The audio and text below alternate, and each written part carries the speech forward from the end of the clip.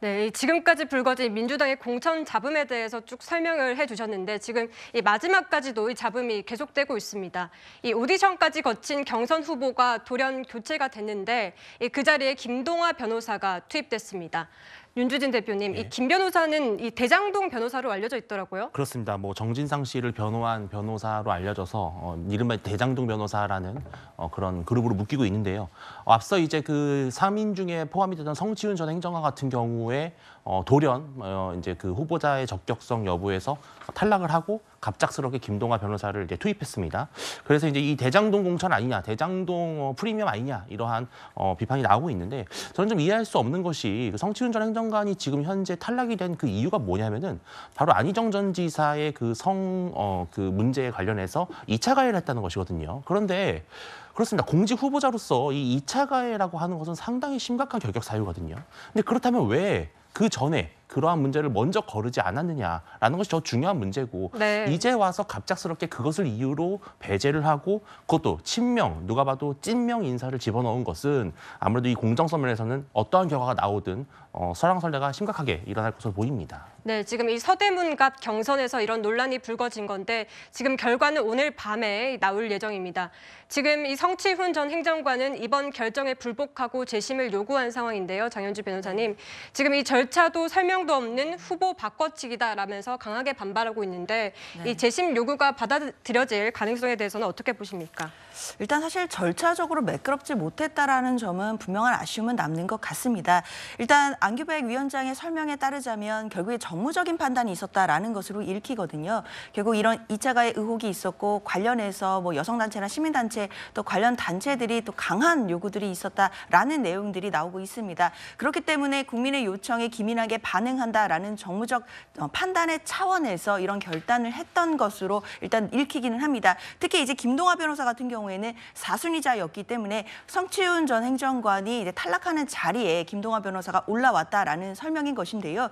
결국 당연히 전략공간위에서는 전략적인 공천을 하는 곳이기 때문에 정무적인 판단을 할 수는 있다고 생각을 합니다.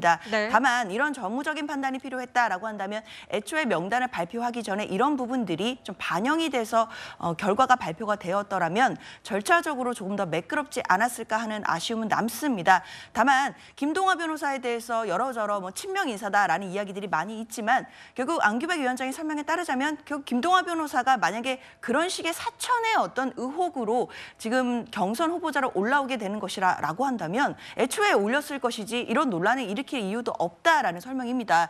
저도 사실은 그 부분에 일정 부분 동의를 하는데요. 결국 이렇게 무리해서까지 논란이 될 법한 인사를 경선 후보로 올린다라는 부분은 전략적으로 생각해도 저는 옳은 방향은 아니라고 생각이 들거든요. 네. 그렇기 때문에 결국 정무적 판단과 그리고 한 명을 이제 경선 후보자에서 탈락을 시키면서 그 사순위에 있던 분이 올라오게 된 것으로 보기는 해야 될 것 같습니다. 다만 절차적인 부분에서는 좀 앞서서 정무적 판단이 다 고려되었으면 어떻을까 하는 아쉬움 남습니다. 말씀하신 대로 민주당이 제일 야당이잖아요. 시스템이 있을 텐데 이렇게 갑자기 명단을 바꿨다. 그러면 사실 뭐 지도부가 개입한 것이냐 이런 의혹을 가질 수밖에 없거든요. 뭐 그런 얘기가 나올 수는 있겠지만 지도부가 지금 당장 개입한 뭐 어떤 여지가 있어 보이지는 않거든요. 결국 안규백 위원장이 전략공간위에서 이런 부분들을 정무적으로 판단해서 그날 밤에 또다시 그 회의를 거쳐서 내용을 바꿨다는 것이고 그 내용이 다음날 최고위에 올라가서 의결이 된 것으로 지금 봐야겠습니다. 그렇기 때문에 만약에 절차상 뭐는 또 내용상 문제가 있다라고 한다면 성치훈 전 행정관이 지금 재심을 청구한다라고 알려져 있기 때문에 그런 부분에서 또 한 번 들여다볼 수 있는 기회는 있다. 라고 생각됩니다.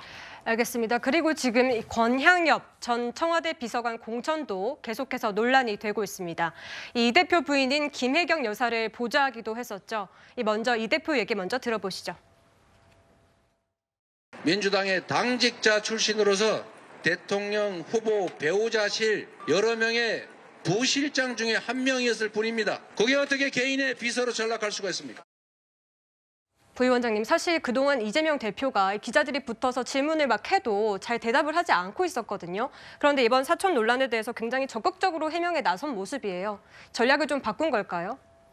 그렇죠. 뭐 어쨌든 공천 국면이 끝나기 때문에 네. 이제 대표로서 선거와 관련된 메시지를 분명히 하는 측면도 있지만 이 사안 같은 경우는 그것과 별개로 문제제기 자체가 터무니없다고 보는 겁니다. 권양엽 전 비서관 같은 경우에는 다 이미 여러 차례 다 얘기했듯이 20년이 넘는 당직자였고요. 누구 인정해도 어느 지역에 어떤 방식으로 공천이 된다고 해도 손색 없는 인물이다. 이게 중론입니다. 그런 분이었고요. 그리고 지역에서 호남 지역에 몇 년 동안 이 총선이 반복되는 동안 여성 후보가 공천에 대해서 당선 경우가 없었고 그런 측면에서 보면 전략직으로 선정을 해서 할 만한 뭐 절차에 따라서 그렇게 진행된 것인데 마치 이재명 대표와의 사적 인연, 네. 김혜경 여사를 선대위 과정에서 부실장이라는 직책을 가지고 보좌했던 이것을 개인적 인연인 것처럼 해서 비판하고 있기 때문에 이 부분은 뭐 논리적으로 성립될 수 없는 주장을 계속 반복하고 있다는 점에서 비판을 하고 있는 것이고요.